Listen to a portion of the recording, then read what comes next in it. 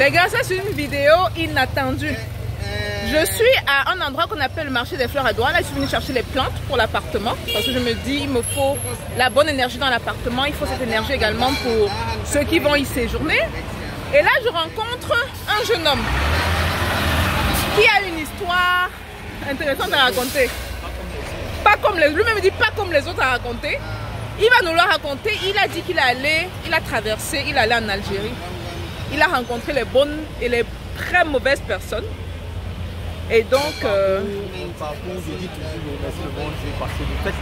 Attends d'abord, je tourne la caméra là. Là, toi, tu vas être aux gens. Parce que ce que tu m'as dit là, c'est inquiétant. Oui, dis-nous. Déjà, ton nom, c'est quoi? Ona Minkulu Ignace. Minkulu. Oui. Dis-nous alors. Mon parcours, je quitte ici c'était en 2013. Je crois un vendredi. Tu quittes, attends par là parce qu'il fait beaucoup de bruit. Tu quittes ici en 2013, un vendredi. Un vendredi. Tu te rappelles même du jour? Oui, j'étais avec mon cousin, mon ami, du fait qu'on n'avait pas encore la langue complète. Tu vois. Et comme j'étais ici dans les réseaux sociaux. Tu es dans les réseaux sociaux aussi? Laissez-moi prendre mon sac, voilà. Je regardais la tendance, comment ça allait, comment ça n'allait pas, pour voir un peu.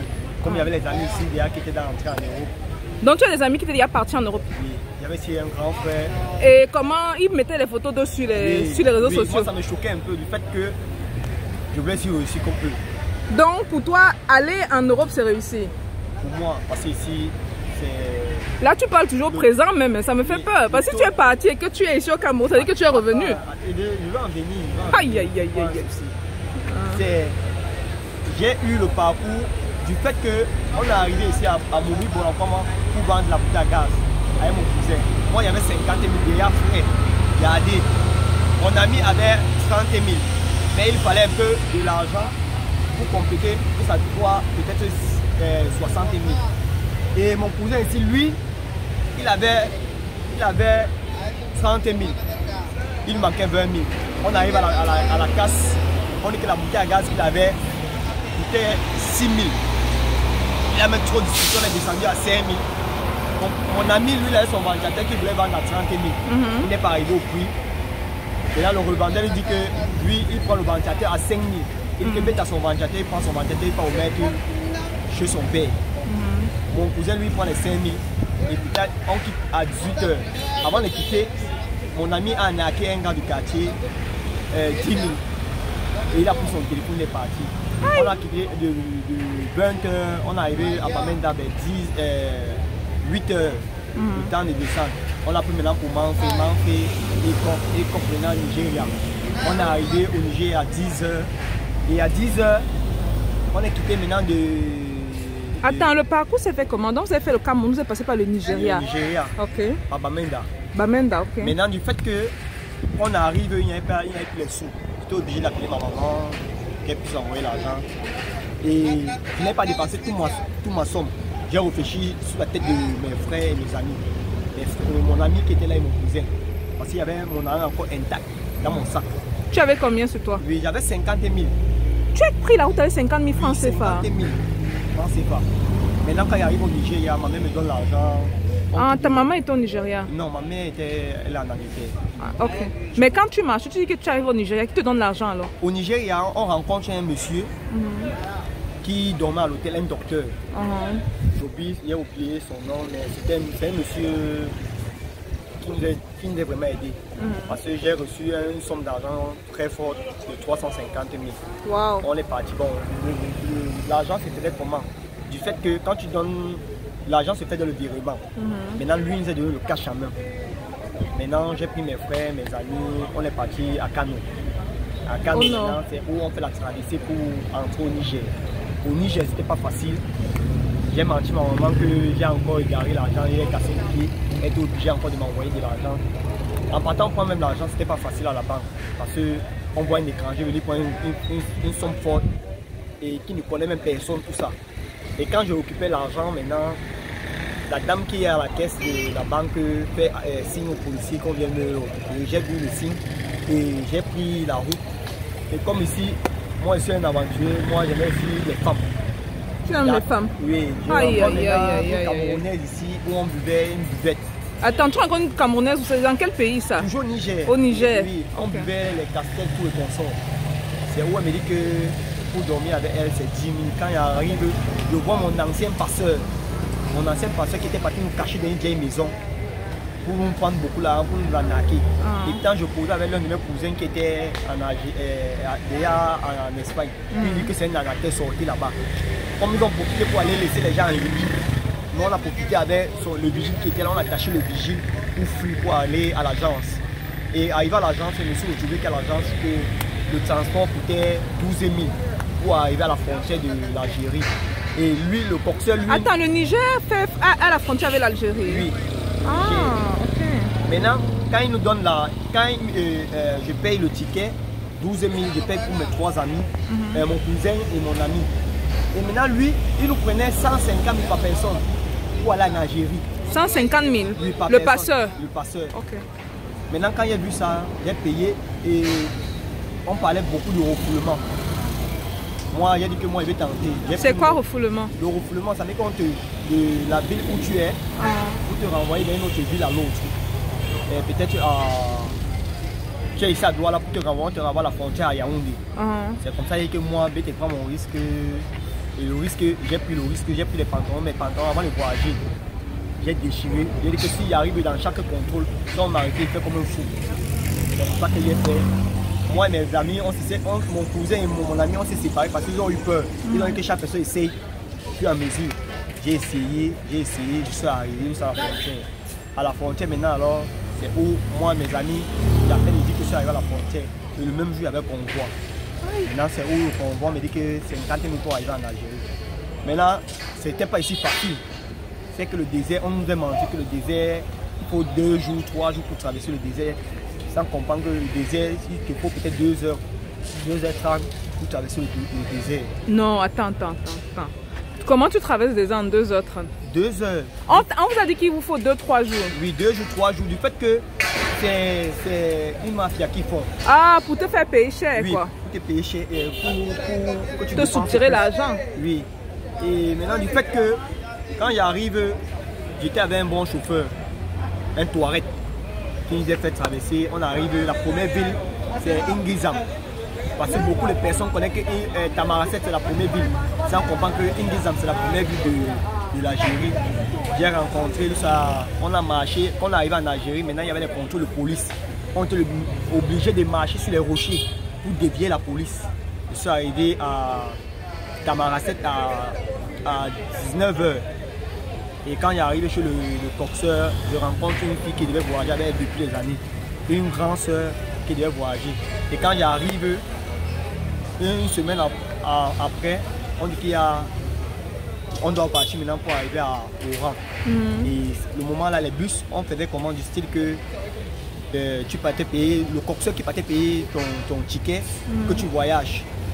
Tu quittes le matin pour arriver le lendemain à 17h à Oran. Parce que tu t'arrêtes d'abord à Gadaya où le Cameroun a joué récemment. Le Cameroun a gagné l'Algérie, là on a fait Gadaya. Maintenant tu prends 210 dinars pour arriver. Ça, c'est en 2013? Oui, en 2013. Tu as une bonne mémoire, hein? Ça fait 10 ans quand même. Oui, 10 ans. Et quand j'arrive, il y a toujours le refoulement.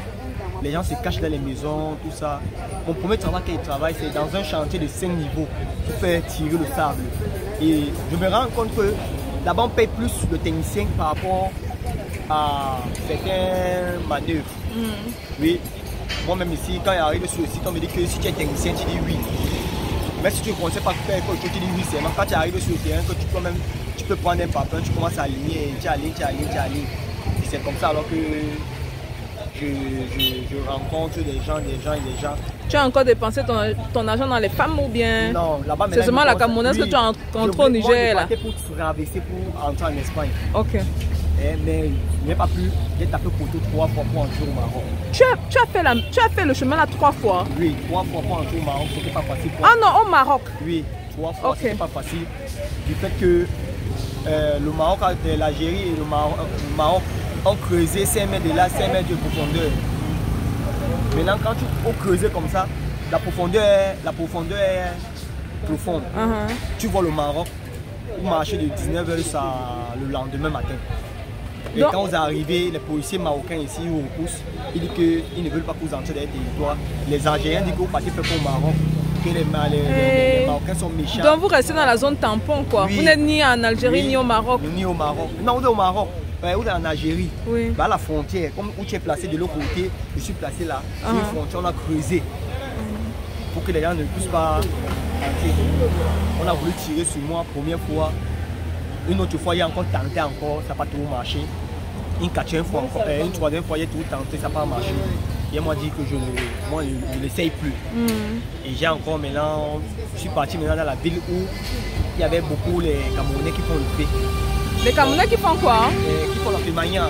La fémania, c'est-à-dire l'arnaque quoi. Oui, l'arnaque. C'est pas l'arnaque en tant que telle. Les agents voient que nous on a les billets, nos billets sont claquants, mais ils disent que pour eux c'est la mafia. Tu vois que nous on a les billets sont claquants et que nous on fait la mafia. Et c'est pour ça maintenant que les Camerounais maintenant disent qu'ils fabriquent l'argent. Parce que chez eux ils veulent tourner avec les faux billets. Maintenant quand le Camerounais maintenant les frappe des millions, ils commencent à dire.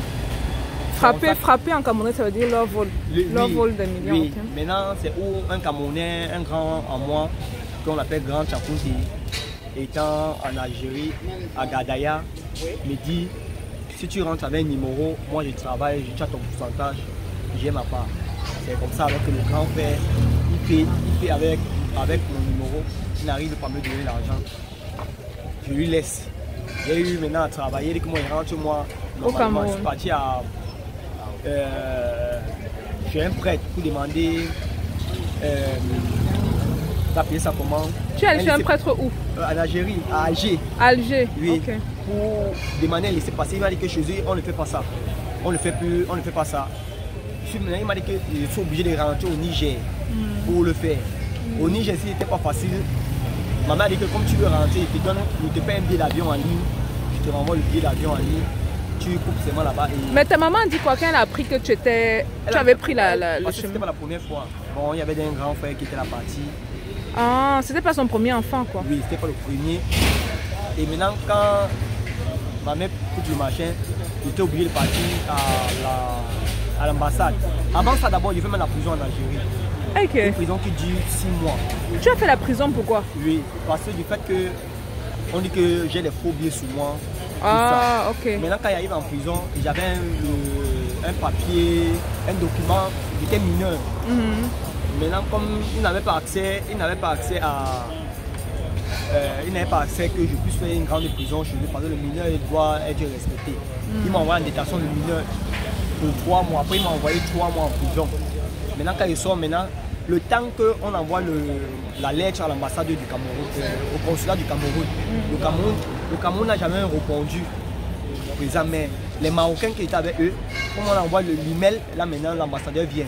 C'est où j'ai compris que le Cameroun, c'est un bon pays, mais au niveau des consulats, tous ces consorts, c'est un peu lent. On peut tuer même le citoyen quand il a sa carte camerounaise, il a son passeport, même comme il est entré, il n'est pas entré légalement. Ça m'a affecté tout ça, j'ai dit que j'ai décidé de rentrer. Et quand maintenant je parle pour une dernière fois pour demander le laisser passer à l'ambassade, pour demander le laisser passer, on me demande que le laisser passer est payant. Je paye le laisser passer, je rentre avec un capital de 1500 € que j'avais gardé, j'ai payé mes valises pour repartir. Et j'ai dit que si pour repartir, il vient encore bien me préparer pour rentrer. Ah, donc malgré ça, tu as dit que oui, tu viens te préparer pour repartir encore. Maintenant, j'ai pris goût, mon petit frère m'a suivi ici, il est entré au Maroc. Au Maroc, il est entré en Espagne. Il y a ici ma grande soeur ici qui m'a suivi, elle est partie de la Tunisie. Ça fait encore 2 mois. Vous avez tous pris la route? Oui, maman fait 8 enfants. Il y a 4 qui ont pris la route. 4. Et il y a une qui est maintenant en Libye qui n'est pas encore entrée. Bon, elle, je ne sais pas. Elle, on l'a arrêtée. On l'a arrêtée avec son nouveau-né. Elle est en prison. Ah, elle a arrêté avec son nouveau-né. Elle est en Libye. Elle est en prison. Elle est en prison avec le nouveau-né. Et elle n'a pas encore de nouvelles. La première fois qu'on l'avait arrêtée, on a dépensé plus de 3 millions sur elle pour le faire sortir. Bon, je ne veux pas te couper, mais j'essaye de comprendre. Malgré tout ça, et je ne juge pas, je ne suis pas une de ces personnes qui jugent du tout. C'est juste que j'essaie de comprendre. Pourquoi malgré tout ça, parce que la façon dont tu parles, j'ai l'impression que tu es encore même prêt à prendre la route. Pourquoi cette envie ardente de partir? Et je vais te prendre un petit exemple. En Algérie, la plupart des jeunes, l'État les subventionne. Ils ont un bon projet, l'État il arrive, on les donne un bon projet. C'est ce qu'ils t'ont dit? Je connais, j'avais des amis algériens, tu vois.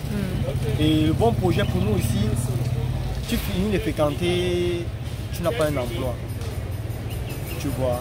Et tu es tenté, quand on veut te recruter, on veut que tu fasses tu entres dans les secteurs où tu deviens un PD, tout ça et consort. Pour moi, j'ai dit non. Avec le niveau que j'ai eu, j'ai dit que je ne peux pas. Tu as quel niveau? J'ai le niveau BPC. Donc tu ne peux pas, tu penses que tu ne peux pas? Je ne peux pas. Même ici, souvent dans le champ, j'ai raté un marché de plus de 3 millions pour mettre les fleurs dans un hôtel. Le monsieur me dit que tu connais comment ça se passe. Pour mettre les fleurs dans l'hôtel, oui, pour le marché, il te dit que tu sais comment ça se passe. Voilà. Il veut te... Moi, je ne sais pas. Parce que tu sais déjà, ça tombe peut-être, c'est pas la première fois, pas la deuxième fois. Tu vois, je gagne pas grand chose, mais je m'en sors avec ma femme, mes enfants. En plus, tu as des enfants et une femme.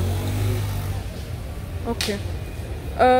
Pourquoi tu penses en termes de quelqu'un qui cherche l'emploi? Pourquoi tu ne crées pas l'emploi? Tu vas créer l'emploi. Imagine-toi un peu, tu vas créer l'emploi. Quand je dis créer l'emploi, tu comprends ce que je veux dire quand on parle de créateur d'emploi. Oui. C'est quoi exactement? Avoir une petite structure bien. Un commerce, un business. Pour moi, s'il va avoir peut-être un emploi, il doit avoir un capital peut-être de 3 millions, 4 millions. Non. Pour moi. Non. Imagine-toi un peu. Qui t'a dit ça? Pour moi. Oh, on a. Oui. J'ai dit pour moi. Mais Betty, je vais commencer à te parler la langue ici parce que les gens ne vont pas comprendre ici. Là. Il dit que pour moi. Pourquoi il te faut 3 millions? 3 millions. Il te faut 3 millions du fait que il faut la terre, il faut l'emplacement, il faut les engrais. Il faut la terre, pourquoi? Ça va dépendre du business. Je te prends un exemple. Imagine un peu quand la communauté te donne un espace, tu les reverses un argent, non? Voilà. Et il faut encore faire la patente, aller peut-être aux impôts, légaliser toutes les choses en un. C'est pas dire que ça dépend du business. Ça dépend du business. Mais moi, je le vise en long terme pour ne pas rechuter. Bon, moi, je te prends un exemple, ok? Oui. Récemment, je cherchais un appartement à louer. Oui. Et pour ce faire, j'ai utilisé les services d'un agent immobilier. Oui. Il n'a pas de bureau. Oui. Il n'a pas de dépenses. Il n'a que son cellulaire. Oui. Il m'a mis en connexion avec la personne chez qui j'ai loué l'appartement. Et il a pris sa commission. Oui. Et j'ai payé 12 mois d'avance. Oui. Et sa commission, c'est 1 mois sur le 12 mois. C'est normal. Et le 1 mois là, je peux t'assurer que c'est plus de 500 000. Oui, c'est normal. Donc il n'a pas eu besoin de 3 millions, il a eu besoin de son cellulaire et de contact. Il a besoin, c'est comme une chaîne. Je vais te prendre, parce que si tu ne le connais pas, il peut avoir des amis, ils ont un groupe WhatsApp. Ils se partagent. Oui, mais ce que je vais te dire, parce que là maintenant, je suis en train de... Là-bas, c'est le business. Oh, on a. Là-bas, ça ne demande pas de capital. Là-bas, ça ne demande pas de capital. Mais ce que moi, je vais te faire la leçon ici sur la chaîne-ci. Hein. On va se demander ce qui se passe. Ah, on a. Oui. Il dit, pour moi, j'ai besoin du capital. Imagine-toi un peu. Tu n'as pas besoin de capital. Ça va dépendre du business, du commerce que tu vas lancer. Regarde comme l'angoisse. Non, ça, c'est différent. Là, on parle d'une localité. Vous êtes sur place où ton papa vend les plantes. Ça, c'est différent. Oui. Le business dont je t'ai pris l'exemple, c'est un intermédiaire. Oui. Le gars entre deux et il fait ses commissions. C'est normal. Il a pris plus de 500 000 chez moi pour un mois de loyer. Si maintenant, il va prendre 500 000. Imagine maintenant s'il a eu 3 clients dans le mois. Il a plus d'1 million le mois. Il a plus d'1 million. Et tout ça, qu'il a pris son téléphone, il a appelé d'autres agents immobiliers, il a marché dans le quartier. Il a cherché. Non, attends. C'est un groupe, même lui-même. C'est comme peut-être tu vas avoir une boutique. Un groupe, je suis agent immobilier. Je n'ai pas la boutique, j'appelle mon ami, tu as une boutique. En fait, tout ce que tu entends, et je veux que les gens qui suivent cette vidéo aussi, là, surtout les jeunes africains, là, écoutez bien. Tout ce que vous entendez, c'est quoi? Ils rejettent, ils trouvent des raisons. Ils trouvent les difficultés. Ils ne voient pas les opportunités. Il n'a pas vu les 500 000 dont j'ai parlé là. Il voit seulement les raisons et les difficultés. Et moi, je suis dû avec lui comme ça, c'est quelqu'un de ma région, le gars-ci. Donc, je lui dis les vérités là. Même si ce n'est pas quelqu'un de ma région, mais c'est un autre Africain. Je sais que bon, les autres vont prendre ça personnellement. Mais toi et moi là, on va parler après la vidéo aussi. n'y a pas de souci. Et tu étais chanceux, tu sais le nombre de personnes qui partent et qui meurent là-bas. Bon, on dit la vie c'est le risque. C'est comme tu peux être Non, ici. non, c'est le risque calculé et mesuré, c'est pas le risque. C'est comme Il tu faut peux être rajouter ici. calculé et mesuré là. Attends, c'est comme tu peux être dans ton bureau, tu t'assois, tu te reposes. Bébé là. Après tu pars. On dit la vie, pour avoir un bon suivi, tu es prêt à tout. Non, non. Moi je me suis non. mis ça dans mon cœur. C'est pas fini. C'est pas fini, donc tu Oui. vas encore repartir. Si prêt à Ton Dieu. papa est ici, vous avez vu le monsieur qui est passé là, j'ai mis mon dos un peu pour voiler, c'est son papa. Il dit comme ça là, son papa à côté. Non, c'est. Vous voulez donner les crises cardiaques aux gens. Bref, on va, je vais tourner la caméra. On va achever la vidéo aussi. Parce que le petit frère ici me dépasse. Et je dois lui faire la leçon. Je vais faire une bonne leçon de morale là. Dépasser. Dites-nous ce que vous pensez. Est-ce que... Pourquoi ce désir ardent? Surtout ceux qui partent là-bas. Tes amis t'ont dit ce qu'ils font là-bas. Je veux pas savoir. Il dit qu'il ne veut pas savoir. Pour le bon suivi. Ses amis arrivent en Europe, il dit qu'il ne veut pas savoir ce que ses amis font. Maintenant, ils arrivent là-bas, ils prennent des photos, ils mettent sur les réseaux sociaux. Et il dit qu'il ne veut pas savoir. Donc, pour toi, être arrivé en Europe, c'est être arrivé au paradis. Non, pourquoi? Imagine-toi un peu. En Europe, il y a le droit de l'homme. On respecte l'homme. Ici au Cameroun, quand tu dis des vérités, on a besoin de t'entraîner. Il y a un peu ça. Les vérités. Dans le droit de l'homme, dans les entrepreneurs qui font leur business, n'ont pas besoin de dire les vérités. Là, on les enferme. Imagine-toi un peu, dans un emploi ici au Cameroun, que tu peux gagner 200 000, 300 000. Quand tu arrives, celui qui vient de le marché, qu'on paye peut-être 3 millions, un exemple, et il vient te donner 500 000, il dit que signe des charges là-bas. Oui, mais en fait, c'est ça le problème. Hein, parce qu'ils pensent comme un fonctionnaire. Si tu as ton business, et juste pour te faire savoir, toi avec ton passeport camerounais, tu peux aller dans notre pays. Hein. Je sais. Ne te limite pas au Cameroun. C'est pour ça. S'il y a donc des difficultés ici au pays, tu prends ton passeport et tu vas explorer. Il y a des pays ouverts à d'autres nationalités ici en Afrique. C'est pour ça alors. L'Afrique de l'Est en premier, tu parles anglais. Je me débrouille. Parle un peu anglais, tu vas en Afrique de l'Est, tu vas rentrer, on va t'ouvrir les deux bras comme ça, ils vont te dire bienvenue. C'est bien vrai. Quand c'est difficile et c'est chaud, C'est normal. et vous voyez que vous ne pouvez pas changer le système, ou d'accuser.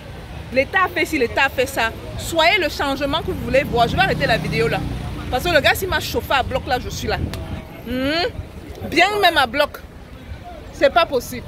On se voit la prochaine vidéo les gars. Et vous me dites ce que vous pensez. Et pensez à partager cette vidéo. Peace out. Aïe!